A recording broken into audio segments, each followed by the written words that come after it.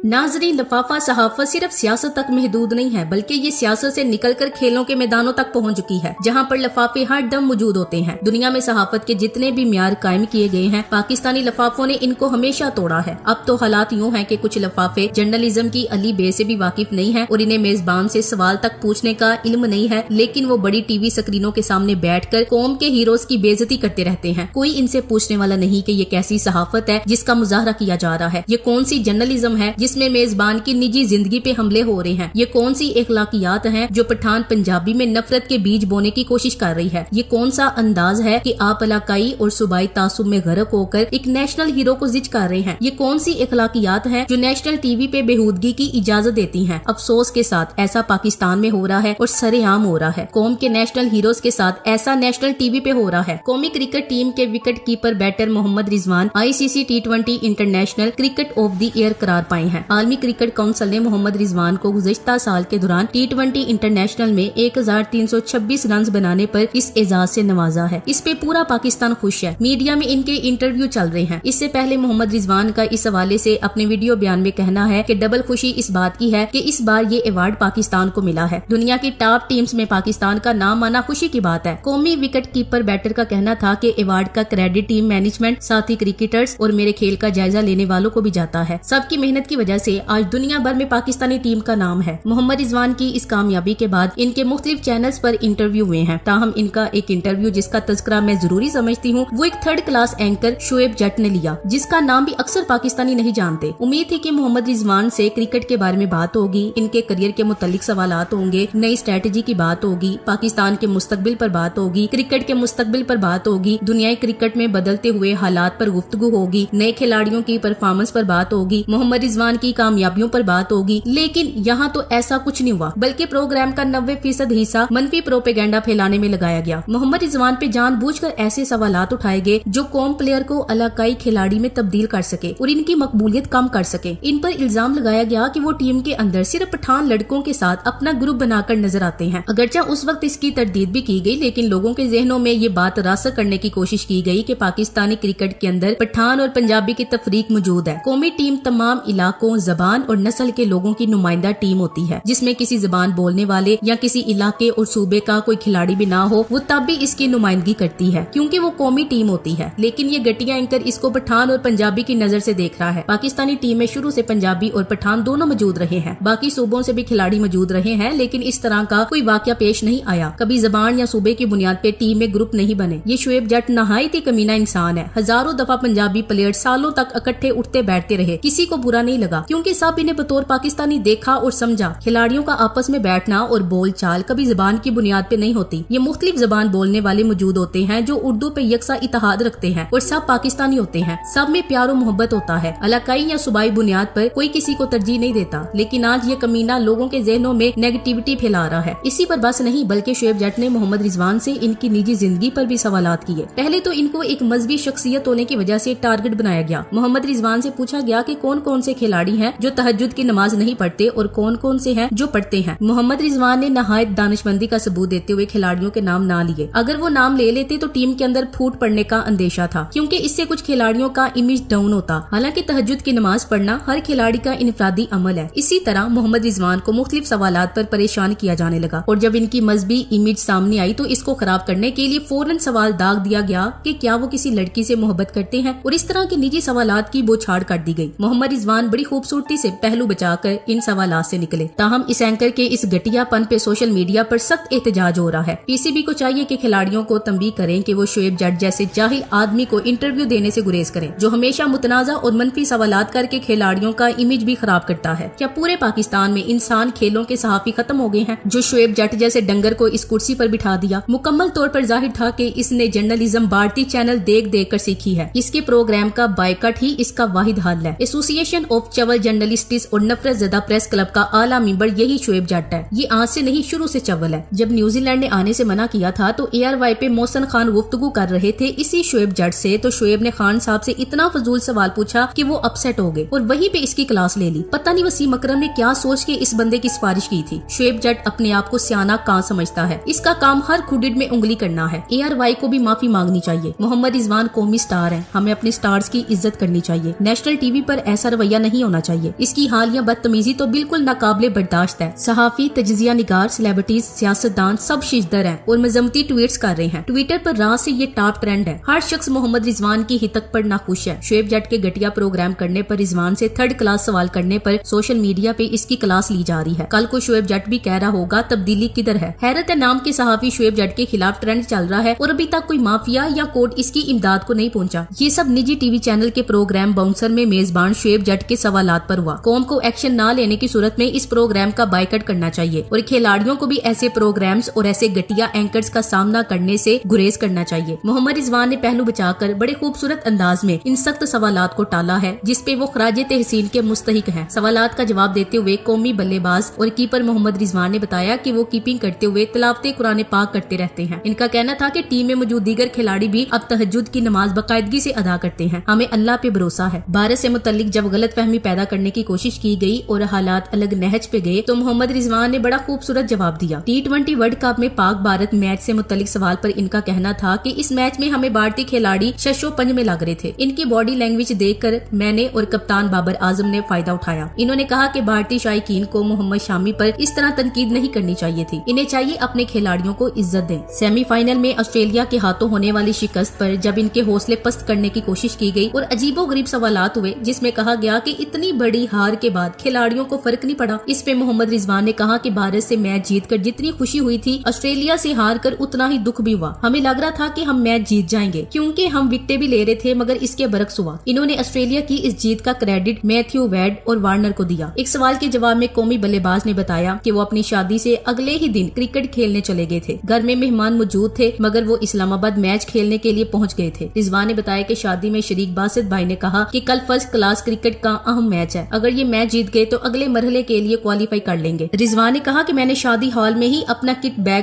یاسر شاہ کو دیا اور اگلے دن میچ کھیلنے پہنچ گیا۔ میچ کھیل کر واپس آیا اور تیسرے دن پھر میچ کھیلنے چلا گیا۔ گھر میں موجود مہمان اور اہل خانہ نے سوال کیا کہ کدھر جا رہے ہو؟ میں نے بتایا میچ کھیلنے جا رہا ہوں۔ ناظرین، محمد رضوان کی ذہانت کو داد دینا بنتا ہے جنہوں نے اتنے مشکل سوالات کے جوابات کو اتنے خوبصورت انداز میں ڈالا اور جن سوالوں کو اگنور کر دینا چاہیے تھا انہیں بڑے خوبصورت انداز میں اگنور کیا اور انٹرویو کو خراب نہیں ہونے دیا، ورنہ جس طرح کی بونگیا شعیب جٹ نے اس پروگرام کے اندر ماری ہیں اور جس طرح کا پروگرام کیا گیا ہے اس سے نہ صرف قومی بلے باز بلکہ قومی ٹیم پر بھی زبردست اثر پڑنا تھا۔ ان کے منہ سے نکلا ہوا کوئی بھی لفظ قوم کے اندر بھی ارتعاش پیدا کر سکتا تھا۔ انہوں نے قومی کرکٹ ٹیم کی سلامتی اور تحفظ یقینی بنایا اور تھرڈ کلاس اینکر کی ساری چولوں کو مثبت انداز میں جواب دے کر بدل دیا۔ اللہ تعالیٰ انہیں اور پوری پاکستانی ٹیم کو سلامت رکھے اور مزید کامیابیاں عطا فرمائے۔ آمین ثم آمین۔ Thanks for watching. اللہ حافظ۔